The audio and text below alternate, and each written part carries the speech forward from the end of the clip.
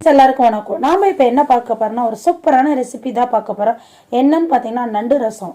நண்டு ரசம் எப்படி செய்யலாம் பார்க்கலாம் வாங்க. இப்போ நமக்கு கூலிங் கிளைமேட் இருக்கு, எல்லாருக்கும் அடிக்கடிக்கு சளி பிடிச்சிருக்கு. ஸோ அப்படிப்பட்ட டைம்ல ஒரு சூப்பரான ரசம், இந்த ரசத்தை சாப்பிட்டீங்கன்னா எப்படாப்பட்ட சளியும் பறந்து போயிடும். ஸோ எப்படி வைக்கலான்னு வீடியோக்குள்ள போகலாம்.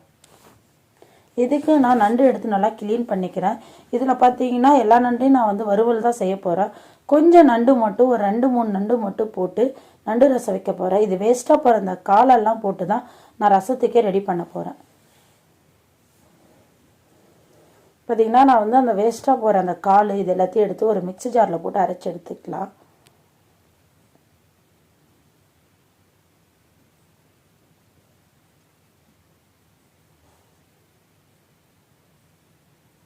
இந்த அளவுக்கு நம்ம அரைச்சி எடுத்துக்கலாம். இதை ஒரு ஃபில்டர் வச்சு நல்லா வடிகட்டி எடுத்துக்கலாம்.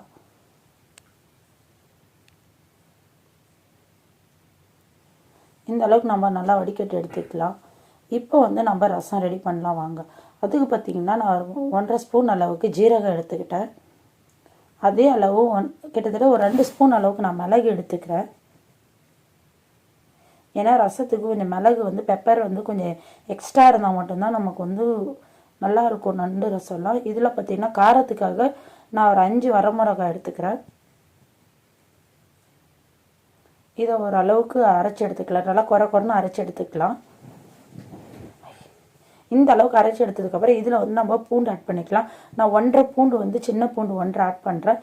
இதையும் நல்லா குறைன்னு அரைச்சி எடுத்துக்கலாம். இப்போ இந்த பதத்துக்கு நம்ம அரைச்சி எடுத்துக்கலாம். இப்போ பார்த்தீங்கன்னா நான் 2 நண்டு மட்டும் எடுத்து இடித்து எடுத்துக்கிறேன். இந்த மாதிரி நம்ம உரலில் போட்டு இடித்து எடுத்துக்கலாம். உங்களுக்கு அதிகமாக வேணுனாலும் நீங்கள் அதிகமாக ஆட் பண்ணலாம்.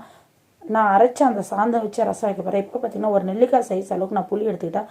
அந்த புளி கரைசலில் அரைச்சி வச்சுருக்க மிளகு, ஜீரகம், பூண்டு, காஞ்ச மிளகாய் எடுத்து நம்ம கலந்து விட்டுக்கலாம். இது கூட நம்ம அரைச்சி வச்சுருக்கிற நண்டு சாறு இருக்கு இல்லையா, அதையும் நம்ம கலந்து எடுத்துக்கலாம். இப்போ இடித்து வச்ச நண்டு இது கூட ஆட் பண்ணிக்கலாம்.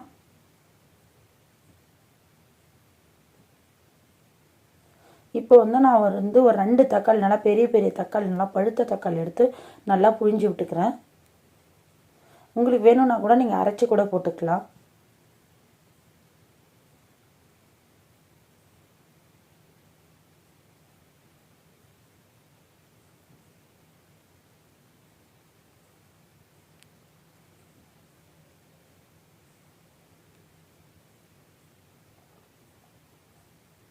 இந்த அளவுக்கு நம்ம மசிச்சு விட்டுக்கலாம்.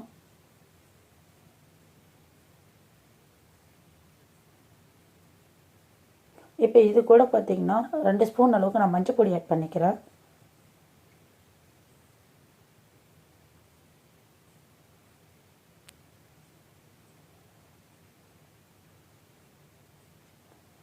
பார்த்தீங்கன்னா கொத்தமல்லி தழை போட்டுக்கலாம். அதுக்கப்புறம் இதுக்கு தேவையான அளவு உப்பையும் நம்ம ஆட் பண்ணிக்கலாம். ஆட் பண்ணி நல்லா கலக்கி விட்டுக்கலாம்.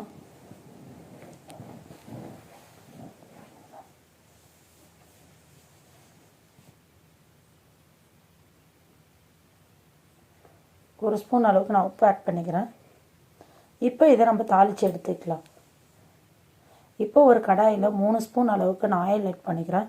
இதில் பார்த்தீங்கன்னா 1 ஸ்பூன் அளவுக்கு கடுகு ஆட் பண்ணிக்கிறேன். எண்ணெய் நல்லா காஞ்சி வந்ததுக்கப்புறம் கடுகு ஆட் பண்ணிக்கலாம்.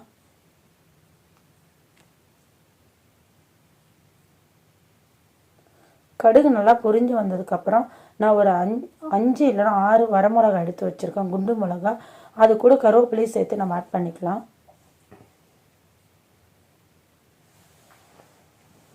இப்போ இதை நல்லா நம்ம வதக்கிக்கலாம். மிளகா சவர வரைக்கும் வதக்கிக்கலாம்.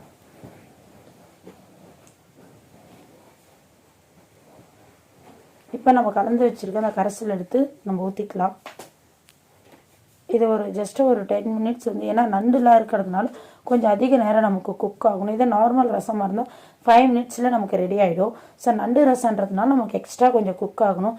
தேவையான அளவுக்கு வாட்டர் ஆட் பண்ணி இதை கொஞ்சம் நேரம் அப்படியே நம்ம கொதிக்க விட்டுடலாம்.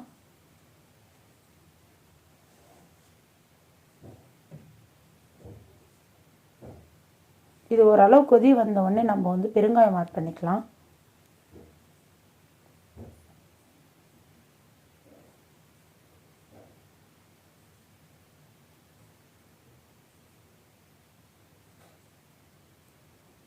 பெருங்காயம் இப்படி ஆட் பண்ணிக்கலாம். நான் 1 ஸ்பூன் அளவுக்கு பெருங்காயம் ஆட் பண்ணிக்கிறேன்.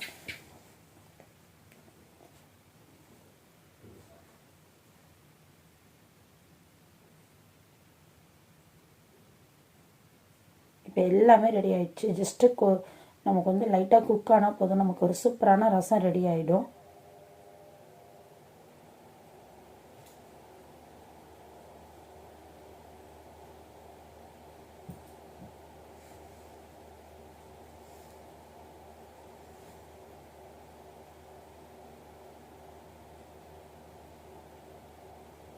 பார்த்திங்கன்னா நமக்கு ஓரளவு கொதிச்சு வருது.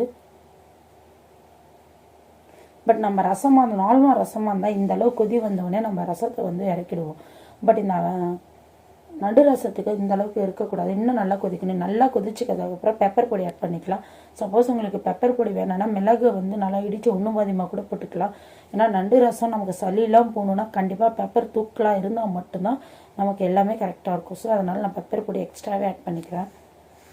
மேக்ஸிமம் இந்த மாதிரி பனி டைமில் குழந்தைங்களுக்கு, வீட்டில் இருக்கிற பெரியவங்களுக்கு, வயசானவங்களுக்குலாம் இது மாதிரி நீங்கள் வந்து அடிக்கடிக்கு நண்டு ரசம் வச்சு கொடுத்தீங்கன்னா அவங்களுக்கும் கொஞ்சம் ஹெல்த் வைஸ் நல்லாயிருக்கும். அவங்களுக்கு சளியெல்லாம் போயிடும், ரொம்ப நல்லாயிருக்கும்.